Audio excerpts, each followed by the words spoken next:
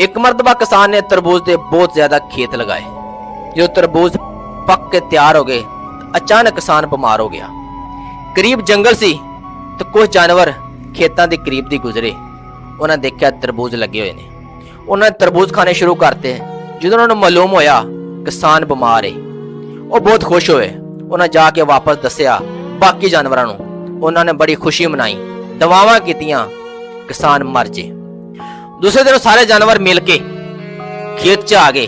उन्हें तरबूज खाते, कुछ खराब किते, हत्ता के सारे खेत साफ करते। कुछ दिनों तो बाद किसान ठीक होया, सेहतयाब होया। वो अपने खेतों ते गया, जाके देखता की है तरबूज कोई नहीं, बिल्कुल खेत साफ होए पे। किसान बहुत मायूस होया, किसान को बहुत ज्यादा नुकसान होया। जो किसान को नुकसान होया तो किसान ने अगले साल तरबूज नहीं लगाए। जो तरबूज पक्कन दे दिन आए, जानवरों ने फिर दोबारा खुशी मनाई, प्लानिंग की, दोबारा फिर जाने जाकर तरबूज खाने। जो उस मकाम ते पहुंचे सारे जानवर जंगल दे, वो जगह ते पहुंचे, खेतों च पहुंचे, देखते कि रड़ा मैदान है, कोई तरबूज नहीं, ते सारे जंगल के जानवर भुख नाल मर गए।